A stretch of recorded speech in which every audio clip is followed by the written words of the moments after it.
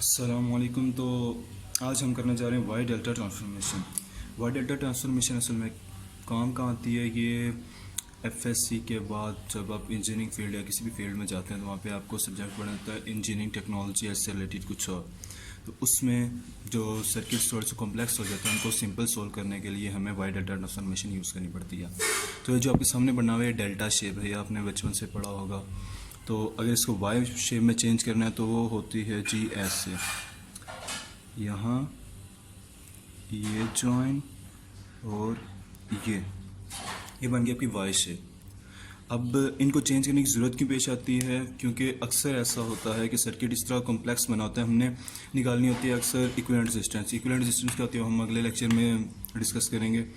तो जब equivalent resistance निकालनी होती है, कुछ सर्किट कॉम्प्लेक्स होते हैं जो ना सीरीज़ में आ रहे होते हैं ना पैरेलल में आ रहे होते हैं। इस प्रॉब्लम को सॉल्व करने के लिए हम वाई डेल्टा ट्रांसफॉर्मेशन यूज़ करते हैं। तो वाई डेल्टा ट्रांसफॉर्मेशन के लिए जब आप किसी डेल्टा को वाई में चेंज कर रहे हो तो ये चीज़ याद रखिएगा कि जिस रेजिस्टेंस को आपने आर ए का नाम दिया उसके बिल्कुल ऑपोजिट साइड आर वन होगा। आर बी को आर बी रेजिस्टेंस जिसका आपने नाम दिया उसके बिल्कुल ऑपोजिट साइड आर टू होगा, और इसी तरह आर सी के ऑपोजिट साइड आर थ्री। अब फॉर्मूला क्या होगा इसको चेंज करने का? तो पहले हम कर लेते हैं वाई टू डेल्टा, डेल्टा में ये वाला बना रहा हूँ, ठीक। वाई टू डेल्टा ट्रांसफॉर्मेशन इसका फॉर्मूला क्या होगा? चलें अब ये देखते हैं वाई टू डेल्टा ट्रांसफॉर्मेशन का फॉर्मूला क्या होगा। Okay, so Y to delta transformation के लिए जो फॉर्मूला होगा वो इक्वल टू होगा ऑल, कोई भी रेजिस्टेंस जिसको आपने निकालना है अगर फाइंड करना है उसके होगा all possible products of Y resistance, जो वाई सर्किट्स में जितने भी रेजिस्टेंस आ रही हैं all possible products divided by opposite resistance, opposite resistance. अब ऑपोजिट रेजिस्टेंस क्या मतलब है कि अगर हम आर ए फाइंड कर रहे हैं तो आर ए की ऑपोजिट जो रेजिस्टेंस है ना आर वन, ये नीचे आएगी, ठीक है। जब आप वाई को डेल्टा में ट्रांसफॉर्म कर रहे हैं, मैंने लिख दिया वाई टू डेल्टा ट्रांसफॉर्मेशन। तो ऑल पॉसिबल प्रोडक्ट्स का क्या मतलब हुआ?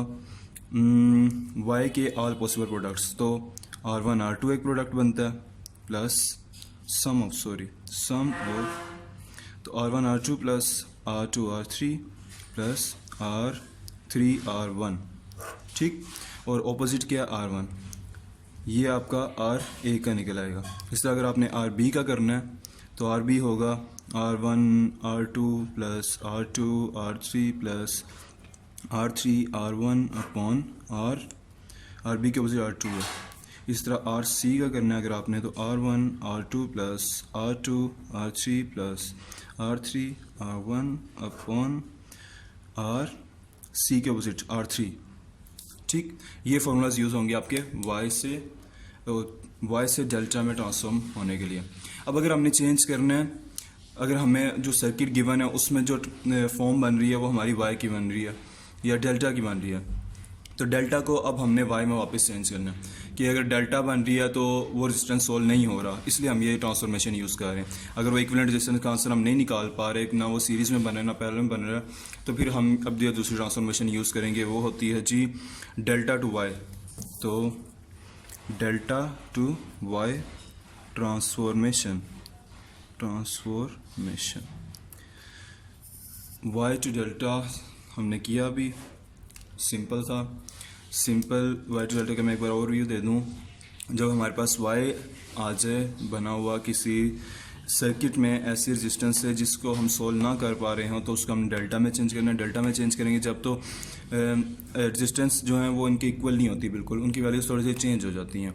तो आर ए अगर निकालना होगा तो possible products of sum of possible products of R resistance of Y upon opposite resistance to R A, and same method for the all other resistance. Okay, so अब हम करने जा रहे हैं जी डेल्टा को वाई में चेंज। तो सिंपल प्रोडक्ट ये फार्मूला मेन जो आपके सामने लिखा आ रहा है कि आर वाई, अगर कोई भी आपने वाई रेजिस्टेंस, वाई जो सर्किट बना हुआ है उसकी रेजिस्टेंस निकालनी है तो वो इक्वल टू होगी product of resistance into adjacent delta sides, ठीक है। मतलब कि अगर आपने R1 निकालना है तो R1 निकालने के लिए जो प्रोडक्ट होगा वो R, B और C का होगा। ये इसकी एडजेसेंट साइड्स हैं, ठीक है। R, B और C का प्रोडक्ट होगा, ठीक है। और नीचे आ जाएगा तीनों का सम, मतलब R A plus R B plus R C. जिस तरह अगर आपने अभी R1 अगर निकालना जैसे अभी बताया तो R1 इक्वल हो जाएगा R B R C upon R1 R A plus R B plus R C. इस तरह अगर आपने R2 निकालना तो इक्वल हो जाएगा R A R C upon R1 plus R2 plus R3। इस तरह अगर आपने R3 निकालना वो इक्वल हो जाएगा R A R B upon R1 plus R2 plus R3। तो ये सिंपल ट्रांसफॉर्मेशंस हैं। अब इनकी एग्जांपल जो हम अगले लेक्चर में इंशाल्लाह करेंगे। तो न्यू चैनल तो लाजमी लाइक और सब्सक्राइब कीजिएगा।